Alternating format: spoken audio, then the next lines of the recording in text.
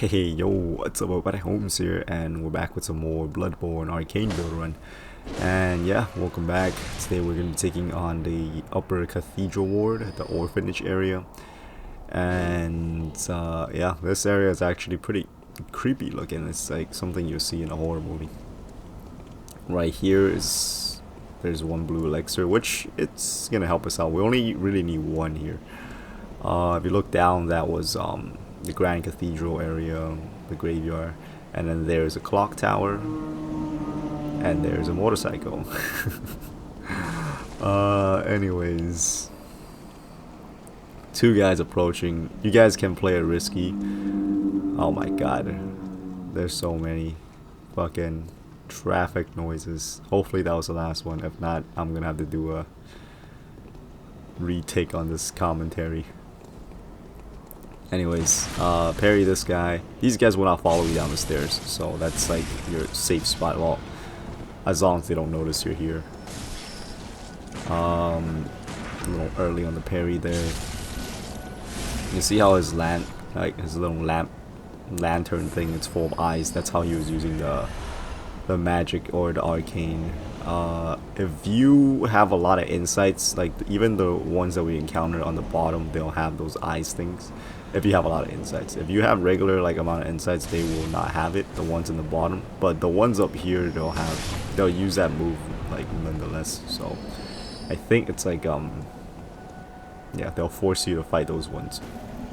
But like other than the arcane thing that they do, that's the only thing.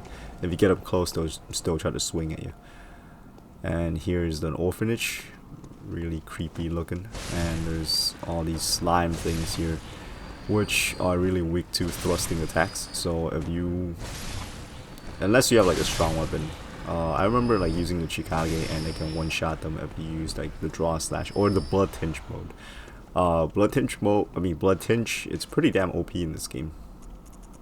I don't know how many people are using it now, but back when like Bloodborne first came out, I felt like there was barely anyone using it.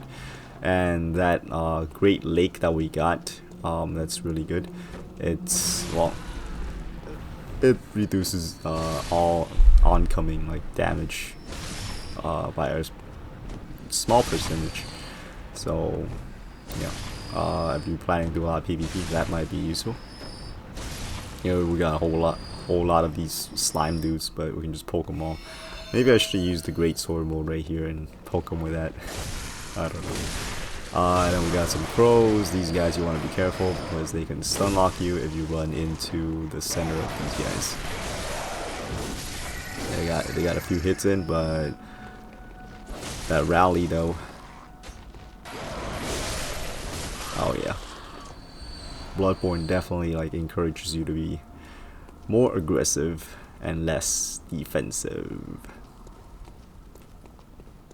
And yeah, I think it's like ever since Bloodborne, that's when I stopped. Like, I don't really use shields when it comes to Souls game, thanks to this game. Here's this guy, you can get a cheap shot on him. You can also parry him. But I think at this point you can like one-shot parry him. So yeah. But if your parrying's not up to par, you can probably just slash him to death.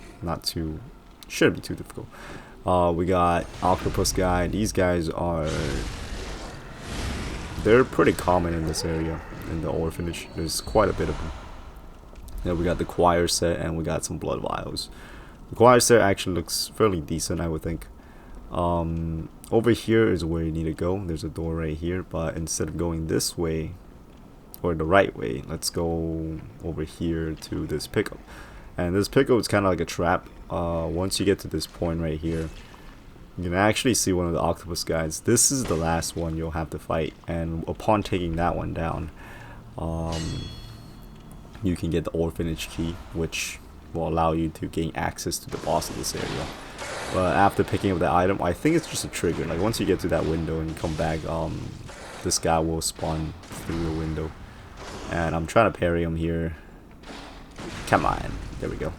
Landed the parry, but he also landed an attack on me. It's okay. Since we got the visceral attack off, we got our health back. Or I should say we got it off in time for us to regain the health we lost. Or part of it, because I did lose some extra. So out here, there's gonna be 4 werewolves out here. Sometimes they'll only trigger 2 to come after you. Sometimes 3. I think maximum's 3. The door on the other side couldn't be open. It's all creepy looking down there. Make sure you don't rush down there, because once you get halfway down the stairs, you get werewolves jumping on the freaking light, and now it's gone. It's all dark and shit now. So yeah, best way to deal with this part if you have some extra Molotov, which I don't, so never mind. Yep. Okay, so we're just gonna have to slash him to death. Actually, gonna use that, and that did alright damage. That, I don't know what happened. It's kind of weird how they end up like crawling up to the top. But I guess, well, you just use the Getsuga Tensho. This is probably like your safest bet for this part. I mean, you could go out there and slash them to death. I feel like that'll work as well. But it's a little bit more dangerous, because they can grab. And that is not what I wanted to do. I didn't want to close the door. I didn't even realize you can close doors in this game. I completely forgot about that. I thought like once you open up something, you can never close it. But I guess like it only applies to the doors. There's a third one down there. Gets attention by throwing knife at him. And can I get a parry? Gonna get a parry. Get a parry. No. All right. Now you want to do this the hard way, eh? Okay, so yeah, slashing him to death does work. Just hope that it doesn't grab you. And we got one more down here. It's on the left side. You can see its eyes. I don't know what these blue eyes werewolves like mean. Because the regular ones have like yellow eyes, and then the ones that can poison, or the stronger ones, I'm guessing, have the red eyes. And the blue eyes doesn't seem like it does anything special.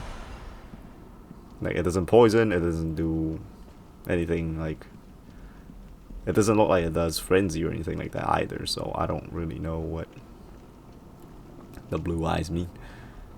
In this hallway you want to be careful, because there is an octopus guy here. So yeah, because these guys can hit fairly hard and their grabs do a lot of damage. But like all the other octopus guys we encountered before, they're really weak to thrusting attacks. So if you have a thrusting attack weapon, oh fuck. Yeah, if your weapon can do thrusting attacks, please don't kill me. You can take down these guys without any trouble. Oh, I'm surprised it didn't hit as hard. I thought I was gonna leave me with like 1 HP or something. So yeah, see, it only took 2 shots.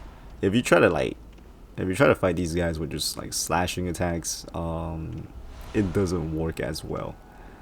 And the badge we just picked up will allow us to gain access to new weapons and armor. I don't know which one exactly it gives, but that's usually what the badges do.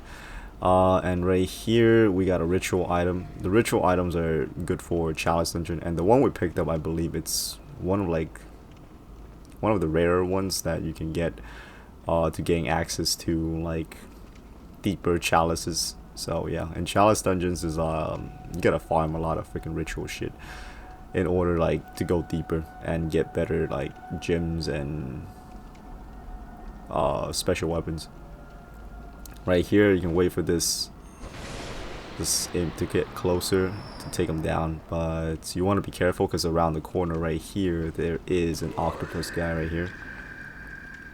So you want to watch out for that, and we're going to take them down the same way we dealt with the other ones.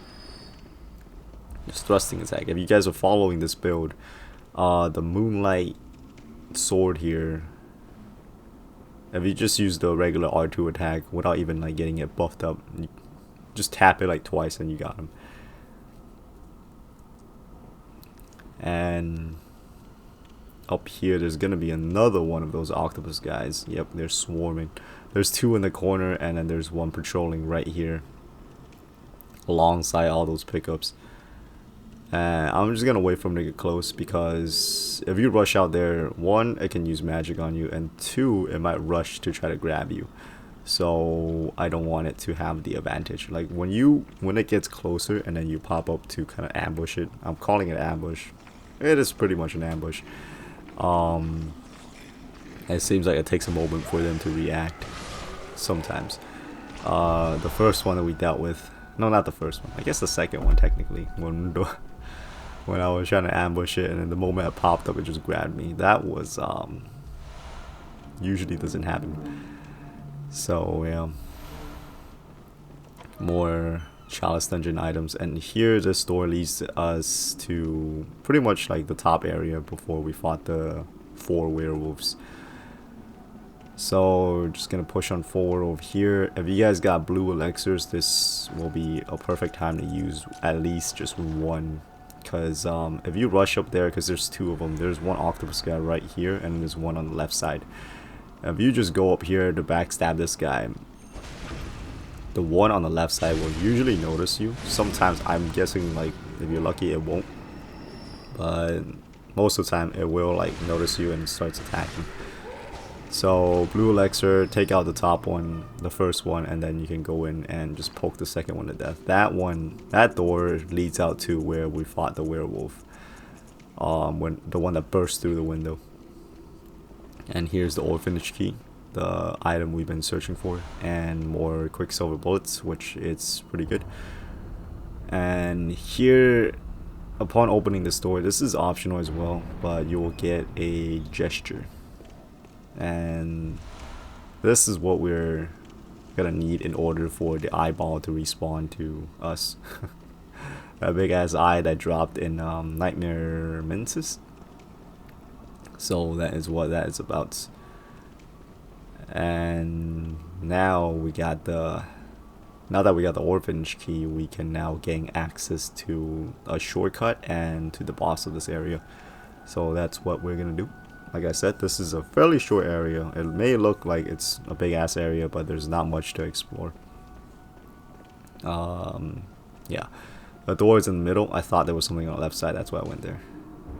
But yeah, first floor, middle door, and you're gonna see this big ass gate, and this will look very familiar because this is kind of where we started, sort of.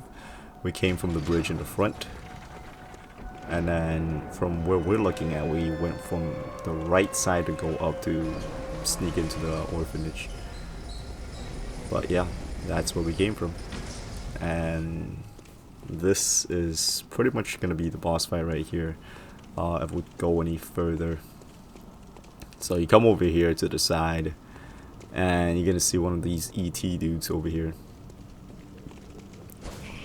and we both missed. Okay, but yeah, they're really weak to thrusting attacks, and down there is the boss fight. So you keep going down, you drop down, and that's the boss fight. So yeah, that's what's gonna be happening in the next episode. So I thank you all so very much for watching. Hopefully this video has been entertaining or helpful or enjoyable, and we all found at least one of those qualities to be in this video tonight. Stay tuned for more, but until next time, I'll catch y'all later. Oops.